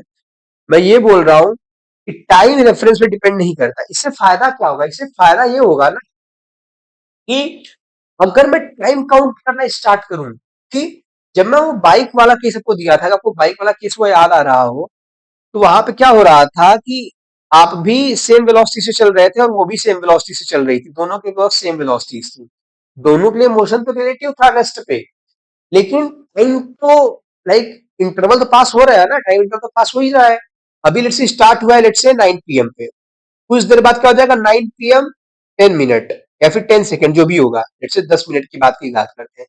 10 मिनट बाद क्या दोनों ओरिजिनल पोजीशन पे होंगे? नहीं, ये दोनों ही 30 मीटर पर सेकंड चल रहे हैं, दोनों अपनी पोजीशन छोड़ चुके होंगे। 10 10 मिनट बाद दोनों कहीं यहाँ पे दिखाई देंगे, बट ये दोनों अभी आपस में तो रेस्ट पे हैं, मतलब इनके रेस्पेक्ट में तो कोई मोशन नहीं हो रहा है, बट ग्राउंड के रेस्पेक्ट में जो बंदा यहाँ पे खड़ा था उसके लिए इतना दूर जा चुके हैं। ये कैलकुलेट कैसे करेंगे? टाइम के रेफरेंस में, टाइम तो सबके लिए सेम है ना। तो अगर मुझे कोई टाइम बता दे, मतलब ये अगर खुद टाइम बता दे ना कि मेरे घड़ी में जब मैं यहाँ पे था तो 9 पीएम था, जब मैं यहाँ तक पहुंचा तो 9:10 हो चुका था, तो मुझे पता चला 10 पीएम, मतलब 10 मिनट तक ये लोग चले हैं, 10 मिनट तक चले हैं, सिंपल वेलोसिटी से मल्टीप्लाई कर दीजिए v इंटू टी, क्या डिस्टेंस निकल आएगी? आ रही बात समझ में? तो मतलब टाइम का बहुत बड़ा रोल है यहाँ क्वेश्चन सॉल्व करने के लिए। जब भी देखेंगे, जब भी हमें चीजों को कैलकुलेट करना पड़ेगा, टाइम निकालना पड़ेगा, हम तुरंत क्या करेंगे? रिलेटिव में जाएंगे, और रिलेटिव में करना आसान है और टाइम दोनों के लिए सेम है। तो अगर मुझे कभी भी रिलेटिव से ग्राउंड पे स्विच करना है, अच्छा एक काम कहा है कि मैं भी लिखवा देता हूँ, कि कभी भी रिलेटिव से का ग्राउंड में स्विच करना है, अगर रिलेटिव फ्रेम से ग्राउंड में या फिर ग्राउंड से रिलेटिव फ्रेम में अगर स्विच करना हो, क्योंकि रिलेटिव मिनट से वेलोसिटी पता चल गई, तो मैं जानना चाहता हूं कि जो बंदा ग्राउंड में है उसके लिए 10 मिनट बाद वो दोनों लोग कहाँ मिले होंगे, जो लोग चल रहे थे बाइक से, और या फिर जो लोग चल रहे हैं उनके रेस्पेक्ट में जो बंदा इनिशियली ओरिजिन पे था वो कहाँ होगा, तो उतना माइनस में हो जाएगा। तो इनके लिए बीच में कौन रोल प्ले करता है? टाइम, क्योंकि टाइम क्या है? Independent of reference. इस कन्वर्जन के लिए कौन हेल्प करेगा? हमेशा टाइम। इस ग्राफ को अच्छे से याद कर लीजिए, ठीक है? बहुत इंपॉर्टेंट चीज है रिलेटिव में, मतलब रिलेटिव का ओवरऑल ये पूरा का पूरा सोल है कि कभी भी आपको क्या रिलेटिंग लिख दिया है क्या मैंने? Okay. कभी भी आपको रिलेटिव से, अगर ग्राउंड से रिलेटिव में जाने की जरूरत पड़ेगी, आगे पड़ेगी। मैं क्वेश्चन बताया था अभी, एक आपका जो आपका क्वेश्चन दिया था मैंने, जो पहला सवाल था कि कब मिलेंगे, वो तो रिलेटिव से नहीं, हाँ पहला सवाल था कब मिलेंगे, तो रिलेटिव से हो जाएगा। कितना टाइम लग रहा है दोनों अप्रोच करने में, दोनों की डिस्टेंस जीरो करने में कितना टाइम लग रहा है? कि जब भी दोनों जीरो होंगे, इनिशियली इनके बीच 70 मीटर का गैप है, जब ये दोनों मिल चुके होंगे इनके बीच का गैप कम हो गया होगा, जीरो हो चुका होगा। कितना टाइम लगा, उतने टाइम बाद मिले होंगे। अब यही तो मजा है, यही तो मैजिक है कि रिलेटिव की वेलोसिटी डिफरेंट डिफरेंट थी, बट अगर कोई ग्राउंड से पूछ रहा है या फिर कोई कार में पूछ रहा है, फिर कहीं किसी भी जगह से पूछ रहा हो कि दोनों कब मिले होंगे, वो सबके लिए सेम आंसर होगा। कितने टाइम तक मिलेंगे? सेम आंसर होगा। क्यों? Time independent of reference, reference पे डिपेंड ही नहीं करता। तो आप रिलेटिव में सिंपल ये टाइम निकाल लीजिए, कितना टाइम लगा इसको मिलने में, अब वो सबके लिए सेम टाइम होगा, कब मिले होंगे, इतने टाइम बाद मिले होंगे, खत्म बात। यहाँ पे रिलेटिव इफेक्ट नहीं करेगी, यहाँ पे रिलेटिव इफेक्ट नहीं करेगा, ठीक है? तो टाइम से इंडिपेंडेंट है, तो अच्छा ये मजा आ गया। अभी दूसरा क्या सवाल था मेरा, कि कितनी बार मिलेंगे, ये भी रिलेटिव से हो जाएगा। अगर तीसरी सवाल पूछूं कहाँ जाके मिलेंगे, अब देखिए ग्राउंड पे आना पड़ेगा। क्यों? क्योंकि जब आप रिलेटिव से सॉल्व कर रहे हैं, जैसे आपने बी, आप बी पे बैठ गए, तो ये सॉल्व करना कब मिलेंगे, जैसे आप बी पे बैठ गए, आप ए को देखने लगे, ठीक है? तो जब आप बी पे बैठ गए तो आप खुद को तो रेस्ट पे मान लिया ना आपने, अब आप तो मूव कर ही नहीं रहे हैं आपके रेस्पेक्ट में, अब आप खुद को रेस्ट पे मान लेंगे। मैं इसको कॉपी कर सकता हूँ क्या? Just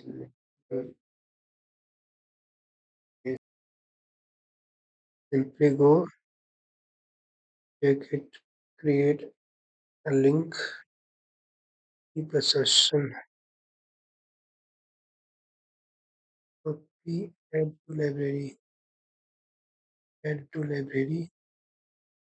and let's move here and paste it here. Yeah. Oh, now I can copy it. I think आपको दिख रहा होगा ये क्वेश्चन, ठीक है? तो मैं क्या बोल रहा था अभी? ओके, थोड़ा-सा मूव करना चाहिए मुझे इसको।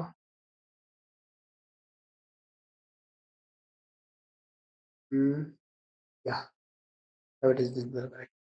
तो मैं क्या बोल रहा था कि अगर मेरा सवाल ये हो कि कहाँ पे जाके मिलेंगे?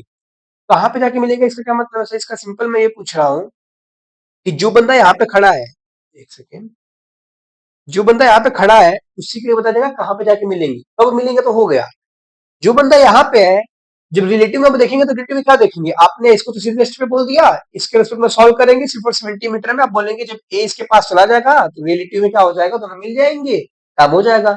बट ये तो आपके रेस्पेक्ट में था ना, रिलेटिव में डिस्टेंस चेंज होंगी। आपके रेस्पेक्ट में 70 मीटर चलना था एक्चुअली में। बट जो बंदा ग्राउंड पे है उसके लिए क्या हो रहा है? उसके लिए आप भी चल रहे हैं और ये भी चल रही है। ये जो काम आपके 70 मीटर में हुआ है ना, उसके लिए कहीं आगे जाके हुआ होगा, कहीं दूर, ठीक है? तो वो टाइम किस लिए देगा? टाइम तो इंडिपेंडेंट ऑफ रेफरेंस है। टाइम क्या है? Independent of reference. तो लेट से 2 सेकंड बाद मिले होंगे, लेट से मैंने माना 2 सेकंड बाद मिले होंगे। तो अगर 2 सेकंड बाद दोनों मिल गए हैं, इसका मतलब 2 सेकंड में जहां पे होगा वहीं पे 2 सेकंड ये भी होगा। क्या मैं सिंपली, या फिर मैं सीधे एक वेलोसिटी, एक का डिस्टेंस निकालू 2 सेकंड बाद, या फिर क्या करूं, बी का डिस्टेंस निकालो 2 सेकंड बाद, उसमें 70 ऐड कर दूं, क्या उतना ही वो डिस्टेंस होगा जहां पे ओरिजिन से मिले होंगे ये दोनों? मैंने वो बात समझ में क्या बोल रहा कि यहाँ पे कन्वर्जन की जरूरत है। आप याद करिए मैं बोल रहा हूँ क्या बोल रहा था। मैंने बोला जब भी रिलेटिव से ग्राउंड में जाना होगा टाइम की जरूरत पड़ेगी। क्यों टाइम की जरूरत पड़ेगी? कि विदाउट टाइम कन्वर्जन नहीं कर सकते। टाइम ही तो ऐसा चीज है जो रिलेटिव के लिए भी वही है, ग्राउंड के लिए भी वही है। टाइम दोनों के लिए सेम है। टाइम इंडिपेंडेंट है रेफरेंस, उसमें फर्क नहीं पड़ता कितना टाइम लगा, दोनों के लिए सेम है। टाइम की हेल्प लेनी पड़ेगी कन्वर्जन के लिए। कन्वर्जन कब करना है? जब मुझे पूछेगा रिलेटिव कब मिलेंगे, वो तो बता दिए कब मिलेंगे, रिलेटिव में बता दिए। रिलेटिव में कैसे बता दिया? इसको रेस्ट पे बोल दिया, इसके रेस्पेक्ट में इसको देख ले, 70 मीटर चलना है, बात खत्म। जब मिलेगा वहां पे दोनों मिल जाएंगे। बट क्या एक्चुअल में ये हो रहा है? नहीं, एक्चुअल में क्या हो रहा है? एक्चुअल में जो बंदा ग्राउंड पे है वो तो देख रहा है, उसके लिए क्या हो रहा है? उसके लिए बी भी चल रहा है, ए भी चल रहा है। लेकिन इससे 2 सेकंड बाद मिले होंगे, हमने लेटेस्ट नहीं निकाले कि 2 सेकंड बाद मिले होंगे। 2 सेकंड बाद मिलने का क्या मतलब है? 2 सेकंड बाद जहां पे बी गया होगा, लेट से बी यहाँ पे है, क्या 2 सेकंड में ए भी आग से ओवरटेक हाई स्पीड के कारण यहाँ पे आ जाए? अगर यहाँ पे आ जाएगा 2 सेकंड में, क्या दोनों एक ही पोजीशन पे आ जाएंगे? क्या 2 सेकंड में ग्राउंड फ्रेम में? क्या दोनों मिल जाएंगे ग्राउंड फ्रेम में? और ये जहां मिल गए हैं एक्चुअल में जो डिस्टेंस ये है ना पूरी, यहां से 70 मीटर प्लस डी। और ये डी क्या है? Distance travelled by B in 2 second, and distance travelled by A in 2 second is what? 70 plus D. And this is also equals to from origin distance. Okay, ये 70 plus D है, ये क्या है? Origin से इतनी distance travel करने में उतनी ही डिस्टेंस है, 70 प्लस डी। इसको निकालने के कई तरीके हैं, बस डिपेंड करता है प्रोसेस आप कैसे सोच पा रहे हैं। ओके, तो आई थिंक आपको मेरी बात समझ आई होगी। अब इसके सोल्यूशन की तरफ बढ़ते हैं। रिलेटिव हमने बहुत सारे कॉन्सेप्ट्स को देखे, सीखे, फील किए। अब क्वेश्चंस के थ्रू ही समझ आएगा चीजें कैसे करनी है। सब ये वाला क्वेश्चन से आपको ऑलमोस्ट 99% तक आपको पूरा फील मिल चुका है रिलेटिव का, ठीक है? क्योंकि यही है ओवरऑल फील। रिलेटिव को ही बार बार करना है। क्या करना है? कभी पूछेगा कब मिलेंगे, कभी पूछेगा कहाँ मिलेंगे, कभी पूछेगा कितनी बार मिलेंगे, यही सवाल बार बार घूम फिर के आता है।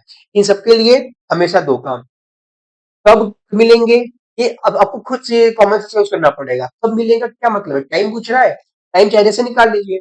कमन का रिलेटिव्स निकालिए, ग्राउंड से निकालिए, पर रिलेटिव्स निकालना आसान है इसलिए रिलेटिव्स निकालेंगे। कहाँ मिलेंगे, ये कैसे मिलेगा, कहाँ मिलेंगे, किसके रेस्पेक्ट में पूछ रहा है? तो इसमें कई क्वेश्चन बन सकते हैं। कहाँ मिलेंगे, किसके रेस्पेक्ट में? अगर वो बोले बी के रेस्पेक्ट में कहाँ मिलेंगे, बी के रेस्पेक्ट में यू इंटू टी। अगर बोले ए के रेस्पेक्ट में कहाँ मिलेंगे, तो 70 plus A into U B into T. अगर कोई बंदा यहाँ पे खड़ा है पीछे, जैसे इसके खड़ा पूछे, तो दिस डिस्टेंस प्लस ये होल डिस्टेंस ऐड कर दूंगा तो यहाँ पे जाके मिलेगा। बट इसके लिए ग्राउंड में आना जरूरी है, ग्राउंड पे आना जरूरी है। तो कहाँ मिलेंगे, उसके लिए कन्वर्जन के लिए हमें कन्वर्जन करना पड़ेगा। कहाँ मिलेंगे के लिए, उसके लिए टाइम का काम आएगा, टाइम के लिए कन्वर्जन का काम आएगा, और इन्हीं के थ्रू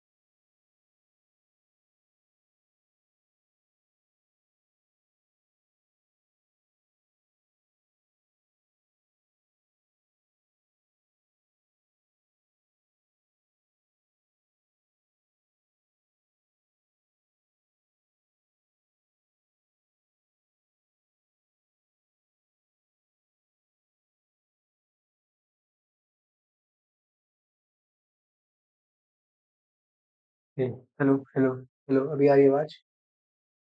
सॉरी ना, बाइक तो डिस्चार्ज हो गई थी। ठीक है, ठीक, अभी ठीक है आवाज।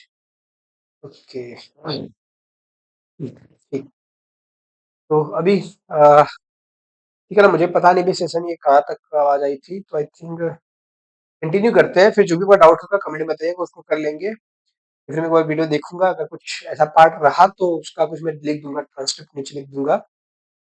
बट ऐसे अभी तक मैंने कोई ऐसा सच, जहाँ तक मैंने देखा था मेरी वॉइस आ रही थी।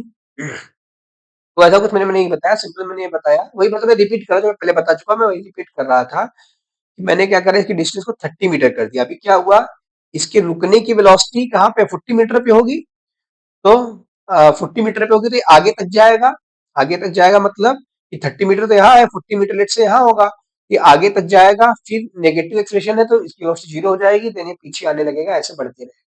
दो बार मीट करेगा, एक बार यहाँ और एक बार यहाँ। फिर मैं इसको क्या कर रहा था, मैं सॉल्व करने बता रहा था कि जब मैंने बी को नेक्स्ट में बोला, तो बोला था प्रैक्टिस है। क्या प्रैक्टिस है? पहले मैंने आपको फॉर्मूला बताया, फिर मैंने फील कराया, फिर मैंने बताया नेगेटिव क्यों आ रहा है, कब आता है, कैसे लगाते हैं, है ना। तो मैंने सबको बता दिया। अब आप सब कुछ बिना, सब कुछ छोड़ के सिंपल बेसिक लॉजिक से, क्योंकि physics all about basics logic है।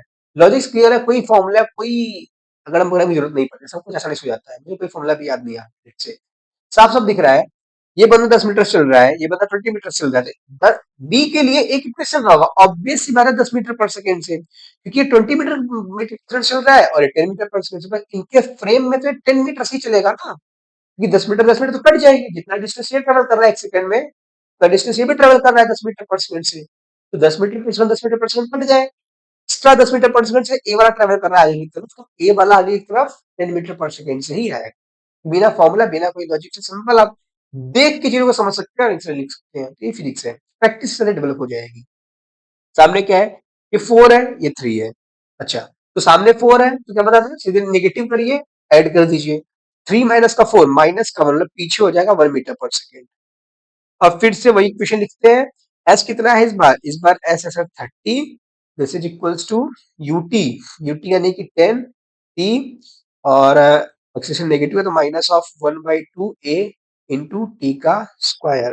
ठीक है, देन मैं क्या करता हूँ, इस इक्वेशन को सिंपली कर लेता हूँ सॉल्व। तो अगर सॉल्व करूंगा तो 30 टू जा 60 और प्लस ऑफ 10, सॉरी प्लस नहीं, इज इक्वल्स टू आएगा 30 टू जा 60 इज इक्वल्स टू 10 टू जा 20 T and minus of T square, 2 से मैंने मल्टीप्लाई कर दिया।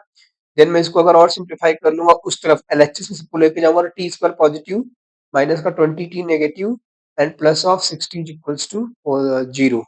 ये इक्वेशन आ जाएगी। क्या इसके कोई फैक्टराइजेशन बन रहे हैं? तो अगर मैं इसके फैक्टराइजेशन देखूं तो 60 है ना, 60 का फैक्टराइजेशन तो आई थिंक नहीं बन रहा है। 12 5, नहीं, 4 3 जा 12 और 5 5 4 जा 23, नहीं, 2 2 4 और 3 और 5, तो 3 2 जा 6 5 2 10, नहीं, और ठीक है 5 से 15 4, नहीं नहीं नहीं नहीं, फैक्टराइजेशन नहीं बन रहा है। सिंपल, क्योंकि ना स्टैंडर्ड क्वेश्चंस नहीं, मैं आपके सामने ही लेके बना रहा हूँ ना, तो डिजिट्स मैंने अपने हिसाब से एडजस्ट कर रहा हूँ, इसलिए कुछ ऐसा नहीं बन रहा है। पर एक्चुअली क्वेश्चन बनता है वैसे बनते, फैक्टराइजेशन मिल जाता है, नहीं मिलेगा तो क्या प्रॉब्लम है, इसलिए रचा रहता है, ये वो लगा के हर जगह लग जाता है वो। T is equals to minus B, minus minus का हो जाएगा +20, plus minus under root of B square, B square आ जाएगा 400, minus of 4 times of A C, तो 4 टाइम्स ऑफ ए सी, एक की वैल्यू है 1, एक की वैल्यू है 60, तो ये कितना आ जाएगा, 60 × 4 240। देखिए अभी इस बार पॉजिटिव आ गया ना, इसलिए बोला 4 इंटू ए सी जो डिस्टेंस पे डिपेंडेंट है। अगर आप इस क्वांटिटी को देखें तो यहाँ क्या है, 4 इंटू ए की वैल्यू है 1 इंटू डिस्टेंस, जो इनके पीछे डिस्टेंस है। अगर ये 70 है तो ये 400 से ज्यादा हो जा रहा था, तो ये देखिए रुक तो यहाँ पे रहा है 400 पे, बट 70 होने से ज्यादा हो रहा है, नेगेटिव वैल्यू का इमेजिनरी रूट हो गया, मतलब कभी मिलेंगे ही नहीं। अगर ये डिस्टेंस में कम कर दिया, ये चीज पॉजिटिव हो गई, मतलब टाइम रियल हो गया, टाइम रियल होगा मतलब मीटिंग हो जाएगी तो मिल जाएंगे, ऑब्वियस सी बात है। तो इसलिए मैं कैसे एक्सचेंज, ये डिफरेंस वेरी कर रहा है, मैं भी आपको दिखा रहा हूँ, डिवाइड बाई 2 टाइम्स ऑफ ए की वैल्यू है 1। तो बस सिंपल जो टाइम पूछा गया, देखिए दो टाइम आया पहली बात तो। अच्छा, अभी भी दो टाइम नहीं बोल सकते, क्यों? क्योंकि अगर नेगेटिव टाइम आता, अगर नेगेटिव टाइम आ जाएगा, लेट्स से ये जो पूरा क्वांटिटी, ये जो रूट है लेट्स से 20 से बड़ा है, तो एक तो 20 + 20 से कुछ पॉजिटिव नंबर आएगा, वहां पे जाके मिलेगा। और जैसे नेगेटिव टाइम आ जाता है 20 माइनस 30, तो माइनस का 10/2, माइनस का 5 सेकंड, माइनस 5 सेकंड होता है नहीं क्लॉक में, नहीं होता। माइनस 5 सेकंड नहीं होता, मतलब एक ही टाइम है सिर्फ मिलने का, दूसरा कोई टाइम नहीं है। बट ये कब आता देखते हैं, आई थिंक यहाँ पे तो नहीं होगा, मेरे साथ जब आगे गया है तो पीछे एक्सप्रेशन ज्यादा देखकर मुड़ के आना चाहिए और इसको मिलना चाहिए, मतलब जस्ट ये ऐसा गेस कर रहा हूँ मैं, आई थिंक मिलना चाहिए, तो आई थिंक दो टाइम आने चाहिए, पर अगर नेगेटिव आ जाएगा तो हम बताएंगे कि हमारा एक ही टाइम है जहाँ पे वो मिला है। ठीक है, तो देखते हैं टाइम कैसा आ रहा है, पॉजिटिव आ रहा है, नेगेटिव आ रहा है, वहां से पूरा आपको प्रॉपर फी मिल जाएगा, कैसे मिल रहा है, क्यों मिल रहा है, कितनी बार मिल रहा है। तो सॉल्व कर लीजिए। 40 माइनस का 240 कितना हो जाएगा ये, तो 200 ये हो जाएगा, और 40 है तो 160 आ जाएगा आई थिंक। हाँ 160 हो जाएगा, और 160 का रूट कितना होता है, 4 रूट 10, ठीक है, तो ये जाएगा 20 plus of 4 of root of 10, ठीक है, डिवाइड बाई 2, और 4 रूट 10 को मैं अप्रोक्स लेट से 3-4 के बीच मान लेता हूँ, 3 समथिंग, ठीक है उतना भी हो, मैं ओवरऑल लेट से 4 भी बोल दूंगा, मैं रूट लेट से 4 के अप्रॉक्स बोल लेता हूँ। ठीक है, तो कितना हो जाएगा, 4 4 16, क्या अभी भी 20 माइनस 16 क्या एक पॉजिटिव वैल्यू, मतलब दो बार मिलेंगे, और जैसा मैंने बोला था कि एक बार वो गया होगा, ठीक है, अप्रोच किया होगा, देन वापस लौट के आ जाएगा मिलना। तो आप बोलेंगे सर वो वाला टाइम तुम्हारा जहाँ पे एक बार मिला होता, अब जरा सोचिए जहां पे ये इसकी वेलोसिटी जीरो हो रही है, मान लीजिए यही वो बी वाला पॉइंट होता, तो क्या होता, ये जाता, उसी समय मिलता, और इसका जब ये पीछे हो रहा होता दोबारा थोड़ी मिलता, मिला तो एक ही बार ना यहाँ पे इस इंस्टेंट में, ये वो वाला टाइम है जब एक बार मिलता, ये वो वाला केस है जहाँ पे दो बार मिल रहा है, और ये वो वाला केस है जहाँ पे मिल ही नहीं रहा है, यहाँ पे तीन केस बन रहे हैं। आई थिंक आपको मेरी बात समझ आ गई, ये केसेस थे, कैसे मिलन इसमें दिखा था, मिलन अभी आधा अधूरा नहीं है, यहाँ पे पूरा हो चुका है मिलन। ठीक है, तो अगर टाइम पूछा गया कब मिला, तो टाइम ये रहा, ये टाइम है जहाँ पे ये दोनों जितने टाइम बाद मिले। सवाल है कि दो सवाल का आंसर हो गया, दो बार मिलेगा, इस टाइम पे मिलेगा, कौन कौन सा टाइम है, तो एग्जैक्ट टाइम ही लिख लीजिए आप। एक T1 आएगा, एक तो T1 पे मिल रहा है वो 20/2 10 प्लस ऑफ 2 रूट 10, एक तो इतने सेकंड में मिल रहा है इस टाइम पे, और दूसरे टाइम पे मिल रहा है 20 10 माइनस का 2 रूट 10, ठीक है, इस टाइम पे। ठीक है, पहले इस पे मिला होगा कि ये कम वैल्यू है, ज्यादा वैल्यू फिर इस पे मिला होगा, तो दोनों टाइम पे मिला है। अब सवाल में है कि कहाँ मिलेगा, कहाँ मिलेगा, ये वाला सवाल अच्छा है।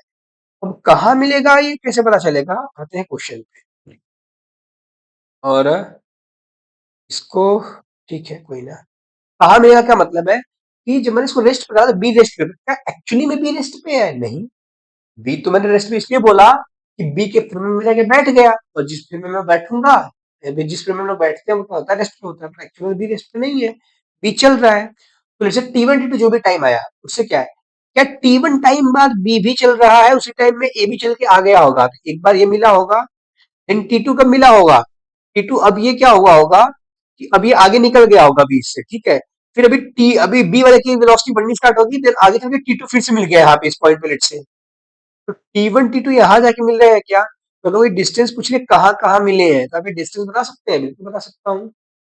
और अगर किसके रिस्पेक्ट में कहाँ से डिस्टेंस पूछ रहे हैं, तो अगर आप ये पूछे कि जो ग्राउंड पे जहां से बंदा स्टार्ट किया है, ओरिजिन, जैसे यहाँ पे मैं ओरिजिन बोलता हूँ, ओरिजिन, ठीक है, ओ, यहाँ से बंदा स्टार्ट कर रहा है, ये वाला, यहाँ से कितनी दूरी पे जाके मिलेंगे, मतलब दो डिस्टेंसेस आएंगे, दो टाइम है ना मेरे पास, दो डिस्टेंसेस आएंगी, और दोनों डिस्टेंस के लिए देखिए एक बात तो बहुत क्लियर आपको समझ आनी चाहिए कि जो भी टाइम आ रहा है, अगर मैं बी के लिए निकालूंगा, दो काम करना पड़ेगा, क्या, पहले बी से आप T1 T2 में डिस्टेंस कैलकुलेट करिए, फिर उसको 30 से ऐड करिए, इससे आसान एक चीज है क्या, जो ए है उसी टाइम में ए भी तो ट्रेवल कर रहा है पूरी डिस्टेंस, तो सिंपल क्या मैं ए में इक्वेशन मोशन लगा लूं, इक्वेशन में सिंपल मैं टाइम पुट करूंगा T1 और T2, यहाँ पे कंडीशंस दे रखी है 20 मीटर 3 मीटर पर सेकंड स्क्वायर एक्सेलरेशन वेलोसिटी, तो इनके रेस्पेक्ट में दो डिस्टेंस D1 D2 आ जाएगा, वो डिस्टेंसेस होंगे और जिनके रेस्पेक्ट में जहां पे ये मिले होंगे, और इसके लिए क्या जरूरत पड़ रही है, फ्रेम टू ग्राउंड, यहाँ पे मुझे फ्रेम से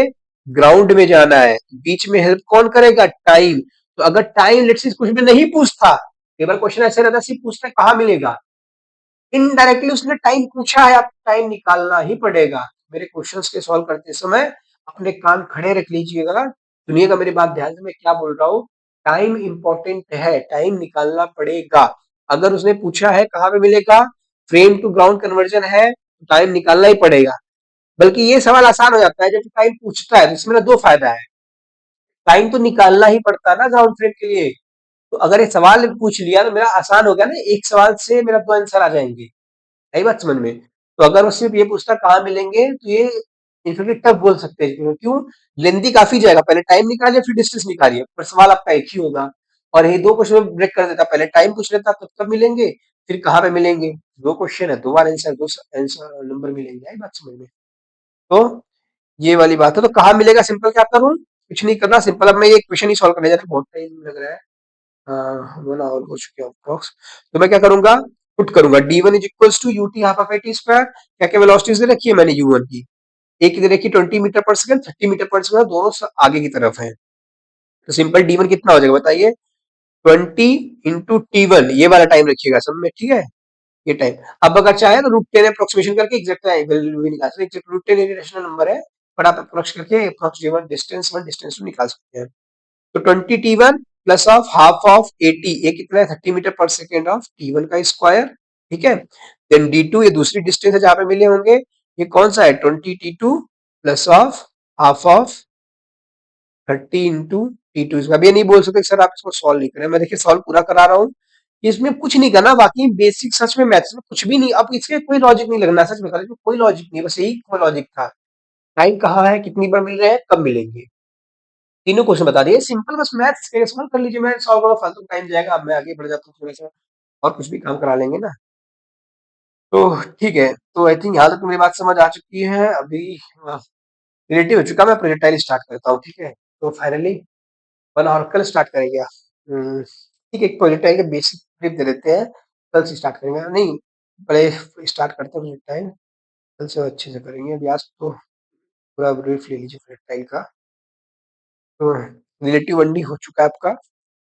अगर आप कहेंगे तो प्रैक्टिस सेशन रख लेंगे क्वेश्चंस पे, पूरे काइनेमेटिक्स पे, तो वहाँ पे प्रैक्टिस सेशन एक और हो जाएगा, तो वहाँ पे हम और क्वेश्चंस लगा लेंगे। देखिए मेन क्या है, घंटे मैंने अपने रिलेटिव आपको मैंने सॉल्व करना बता दिया है, कैसे सॉल्व होता है, क्या फॉर्मूले होते हैं, कैसे लगाया जाता है, और एक क्वेश्चन करा दिया है। अब अपने लेवल पे क्वेश्चंस करिए, जो नहीं आता है टेलीग्राम ग्रुप पे उसको पोस्ट करिए। अगर आंसर कोई नहीं देता है तो मैं खुद आंसर सॉल्व करके दूंगा, अगर किसी ने आंसर सॉल्व करके दे दिया तो अदरवाइज मैं चेक करके बता दूंगा सही है कि गलत है, तो हम लोग खुद से उसको वेरीफाई कर सकते हैं होमवर्क के बेसिस पे। तो वैसा आप लोग कर लीजिए, क्वेश्चन खुद से ट्राई करिए, क्वेश्चन प्रैक्टिस करना आपके जरूरी है। मैं करूंगा, मेरा फायदा है, मुझे प्रैक्टिस तो पहले से है और प्रैक्टिस हो जाएगी, आपको कोई इसमें फायदा नहीं है। हाँ, आपको कॉन्सेप्ट पहले सिखा दिया, लॉजिक्स कैसे लगाते हैं, खुद से क्वेश्चन ट्राई करिए, एक भी क्वेश्चन नहीं होगा तीसरा होगा, चीजें हो जाएंगी, मेरे सॉल्व करने से आपका ज्यादा फायदा नहीं है। तो ठीक है, प्रोजेक्टाइल स्टार्ट करते हैं।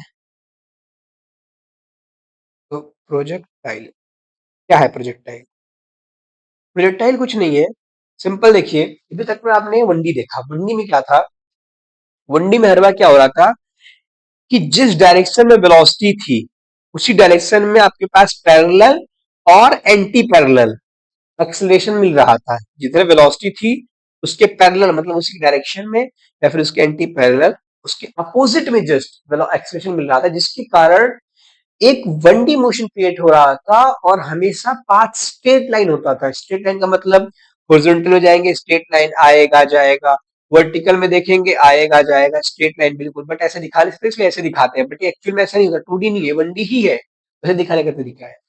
तो ये सब 1D मोशन थे। प्रोजेक्टाइल में ऐसा क्या है सर, प्रोजेक्टाइल एक 2D मोशन है। 2D मोशन का मतलब जहां पे एक्स में भी काम होगा वाई में भी काम होगा, जैसे कि ये एक ये चीज, ये एक्स में है, एक ये चीज वाई में है। अगर मैं इन दोनों को ऐड कर दूं तो क्या होगा, थोड़ा सा आगे जाएगा थोड़ा सा ऊपर, मतलब यहाँ पे, फिर थोड़ा सा आएगा जाएगा थोड़ा सा ऊपर, थोड़ा सा यहाँ पे, थोड़ा सा आगे जाएगा थोड़ा सा ऊपर यहाँ पे, फिर थोड़ा सा आगे जाएगा, लेकिन देखिए नीचे आना स्टार्ट हो गया, तो नीचे आने लगा, फिर थोड़ा सा और आगे जाएगा और नीचे आएगा, फिर थोड़ा सा और आगे जाएगा और नीचे आएगा, थोड़ा सा और आगे जाएगा और नीचे। तो क्या देखिए पॉइंट ऐसे आ रहे हैं क्या पाथ के, यही तो है पैराबोला, यही तो है पैराबोला। अगर आप 1D और 2D को एक साइमल्टेनियस एग्जैक्ट टाइम पे फिक्स करके एक ही बार प्रोजेक्ट करें तो 2D बन गया, 2D बन के वहां से प्रोजेक्टाइल आ जाएगी, वहां पे पैराबोला आने लगेगा। मैं आपको अभी थोड़ा सिमुलेशन दिखाता हूँ, फिर आपको ले चलते हैं, ठीक है। लेट मी शेयर सिमुलेशन, पहले आपको थोड़ा सा एक दिखाता हूँ फिर मैं आपको सिमुलेशन बताता हूँ, ठीक है। पहले ना, ओह, ये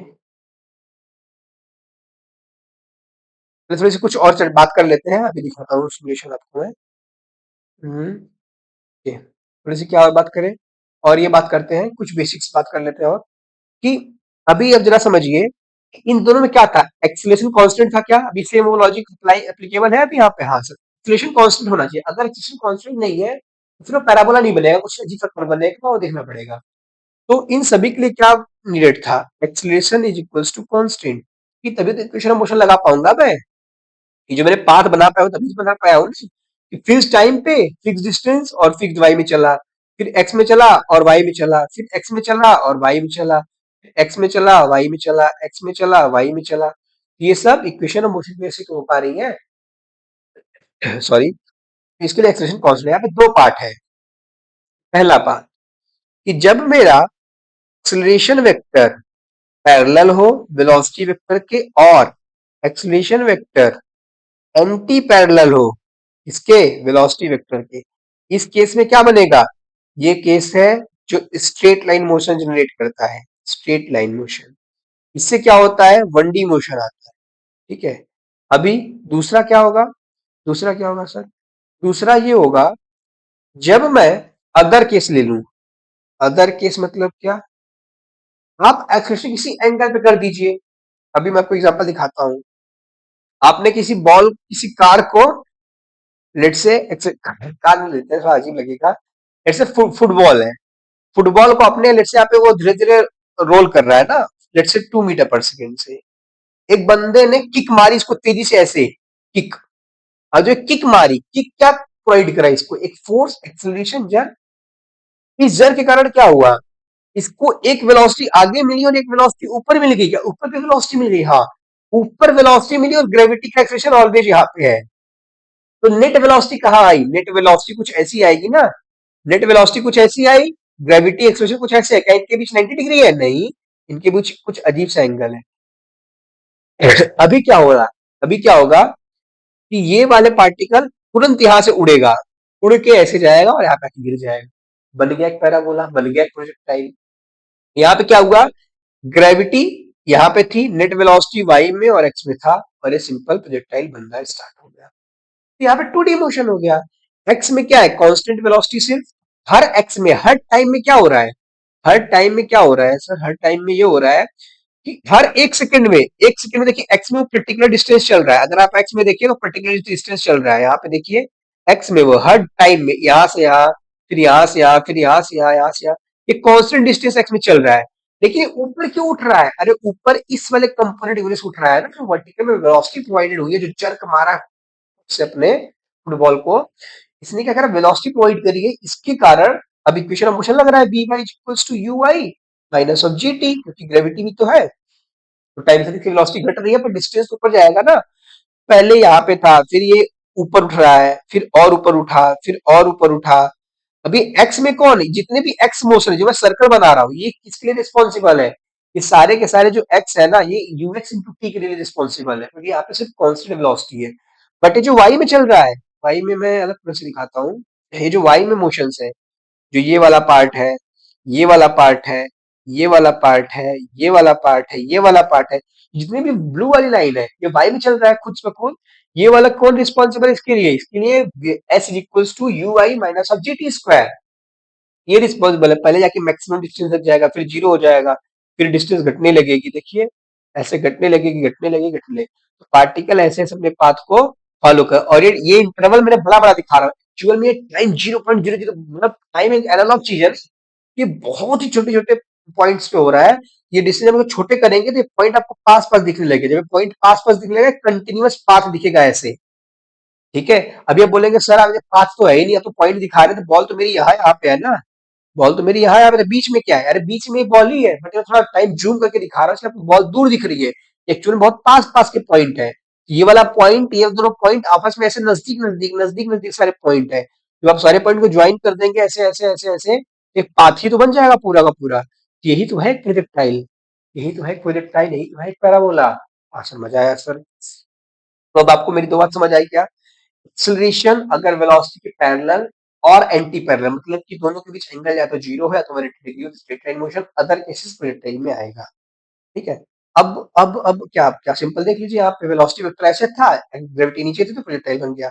अब आपको एक सवाल लेता हूँ सिंपल, जस्ट मैं आपको ये लास्ट में फिल करा के बस क्लोज अप करेंगे ना, टाइम हो लिया है। ठीक है, फटाफट करते हैं।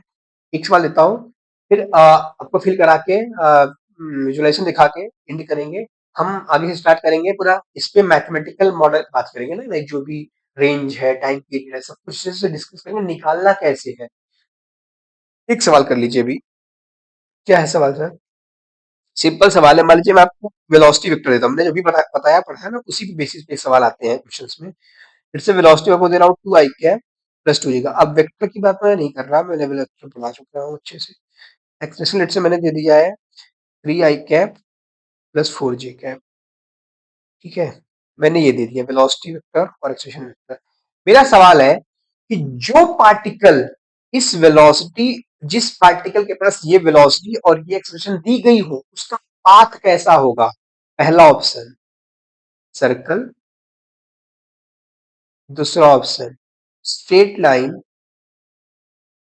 तीसरा ऑप्शन इलिप्स,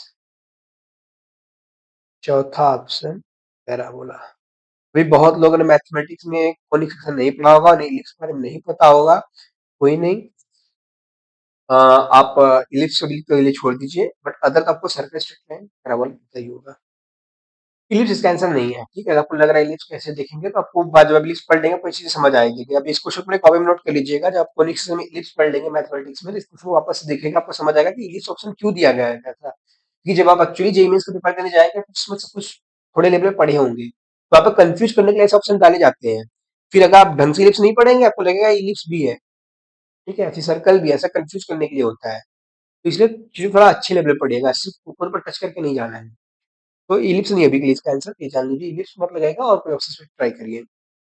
इलिप्स पढ़ने के बाद समझ आ जाएगा कि इसका आंसर इलिप्स तो नहीं हो सकता। अभी हमको सिंपल मेरा आई थिंक मैं सॉल्व कर लिया होगा, अपना लॉजिक बताता हूँ। आगे अपने सिंपल आपको मेरा बस क्या लगाना है, फंडामेंटल जो आपको लॉजिक बताया क्या। जरा वेलोसिटी वेक्टर का एंगल निकालिए तो ग्राउंड से।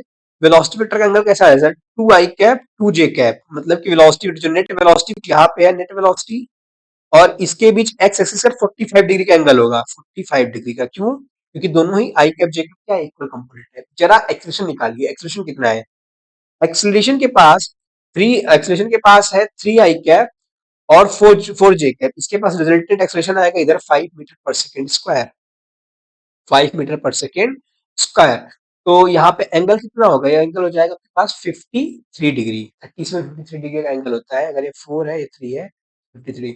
क्या यह वैल्यू 45 से ज्यादा है? हाँ बिल्कुल, मतलब कि एक्सेलरेशन मेरा कुछ यहाँ पे है ऐसा, एक्सेलरेशन कुछ यहाँ पे है, वेलोसिटी कुछ ऐसी है। क्या है प्रोजेक्टाइल में जाएगा? 100% जाएगा। प्रोजेक्टाइल मतलब कि इसका ऑप्शन होगा पैराबोला। कि जो वेलोसिटी पार्टिकल यहाँ पे है इसके पास कई ऑप्शंस हो सकते हैं, ठीक है।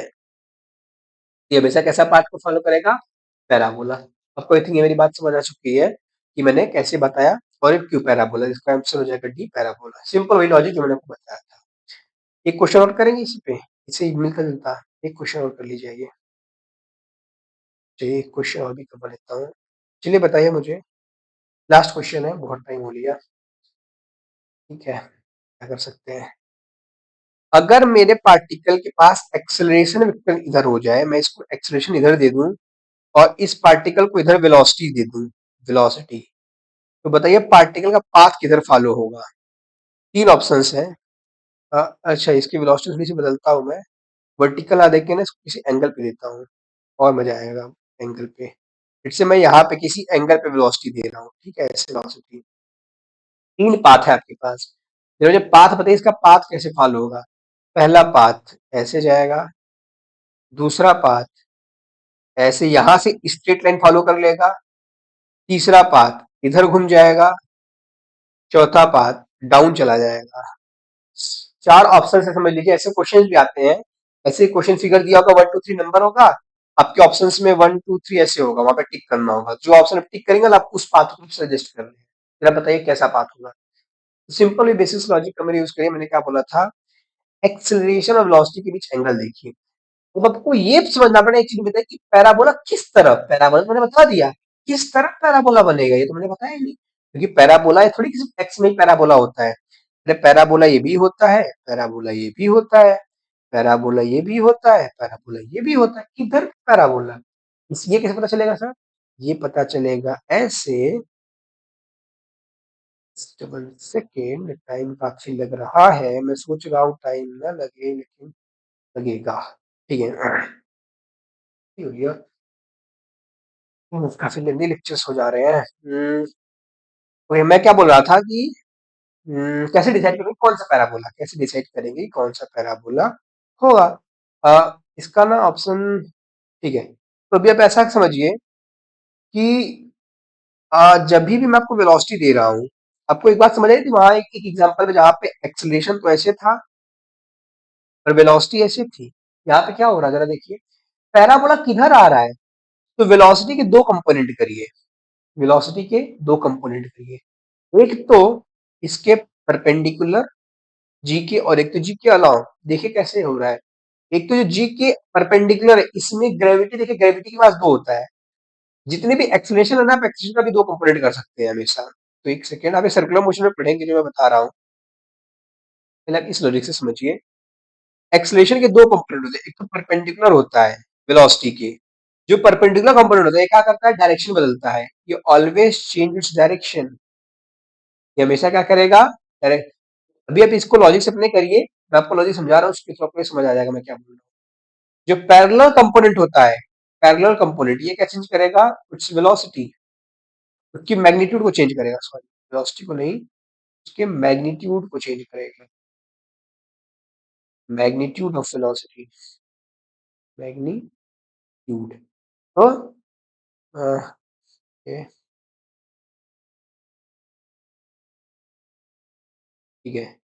तो अभी मैं क्या बोल रहा था, मैं ये बोल रहा हूँ, ठीक है, मैं ये बोल रहा हूँ कि ये जो वेलोसिटी वेक्टर था और ये जो जी था, ठीक है, अगर आपने सर्कल में देखा होगा, सर्कल, सर्कल जो कोई वेलोसिटी v मूव करती है तो इसके परपेंडिकुलर तो एक्सेलरेशन लग रहा होता है, बट ये एक्सेलरेशन पैराबोला थोड़ी दे रहा है।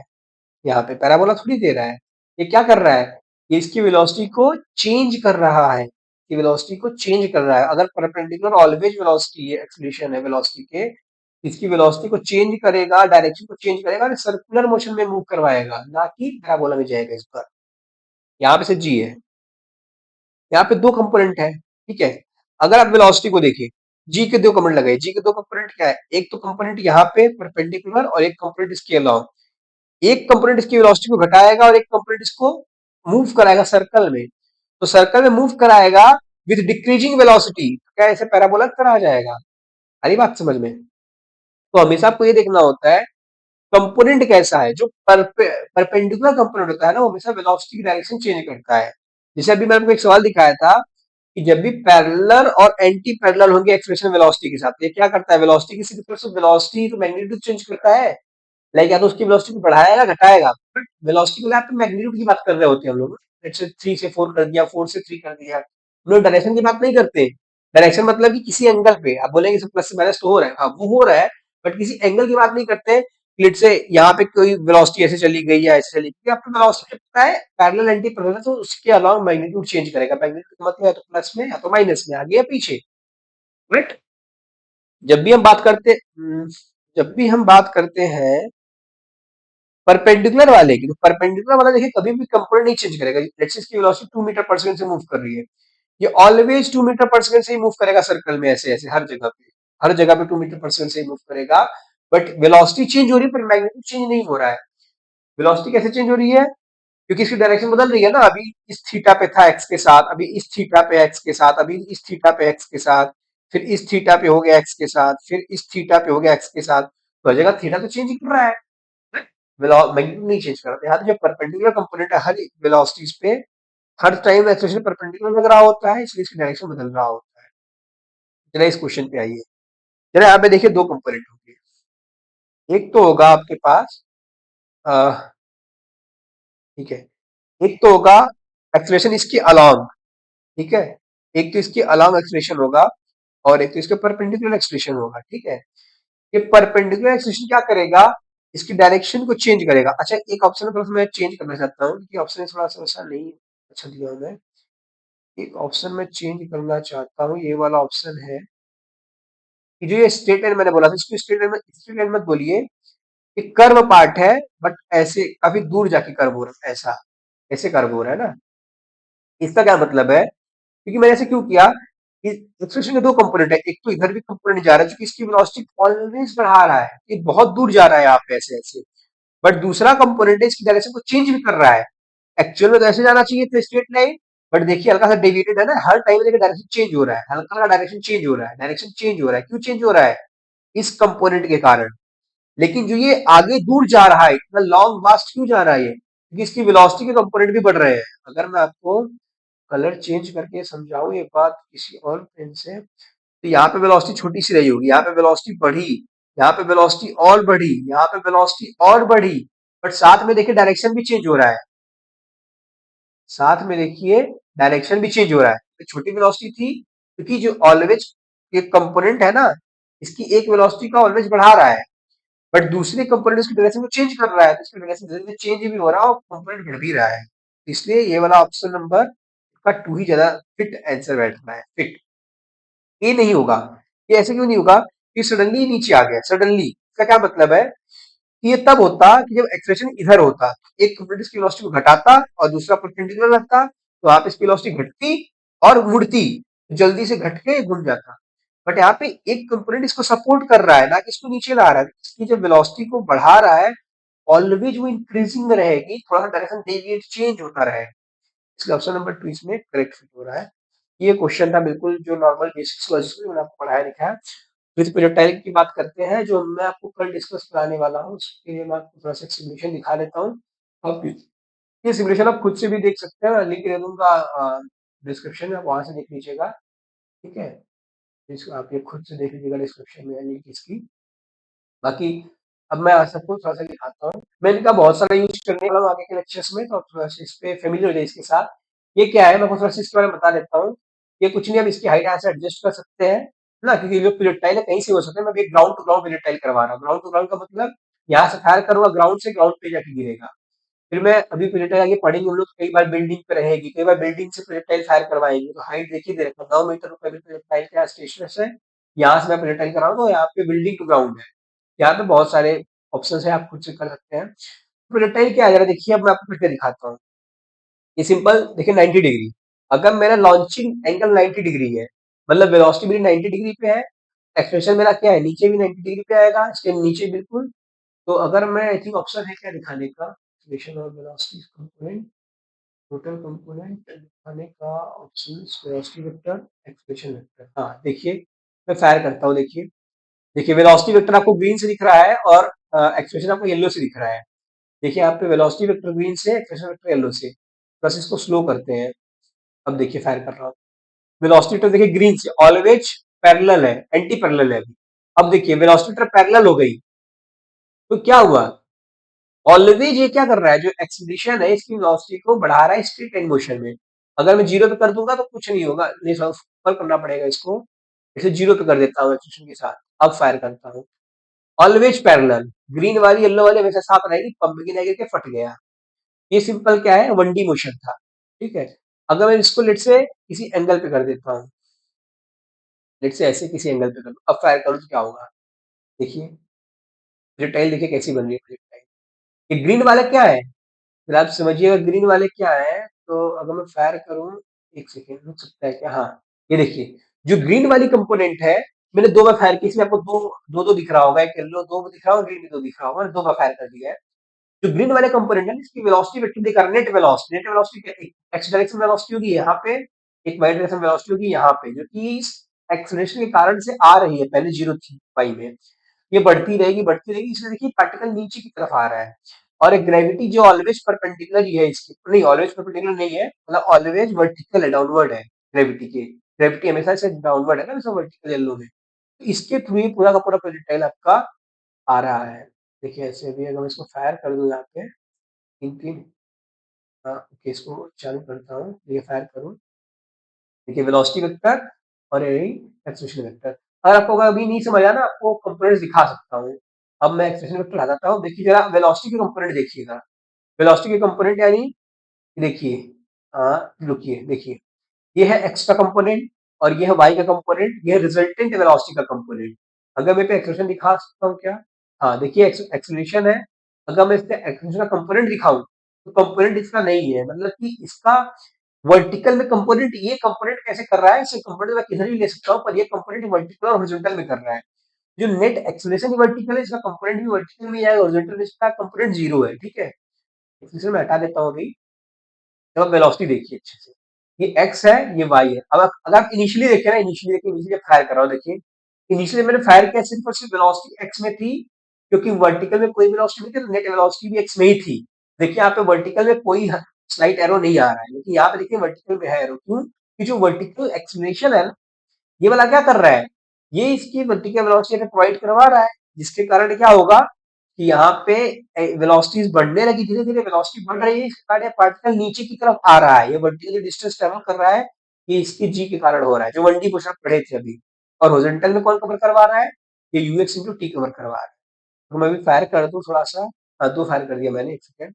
अभी देखिए, देखिए इसकी वेलोसिटी देखिए बढ़ रही है धीरे धीरे, अभी देखिए छोटी सी है, और इसका देखिए कितना बढ़ चुका है कंपोनेंट, इसका कंपोनेंट बहुत बढ़ चुका है। क्यों? टाइम बढ़ गया ना इसके लिए, ये यहाँ से स्टार्ट हुआ था, यहाँ तक आ चुका है इस लेवल पे। तो वाई में इसने जना चला है, V square equal to U square plus two A S, तो वी स्क्वायर बढ़ गया इसका, वी की वैल्यू बढ़ गई डाउनवर्ड में।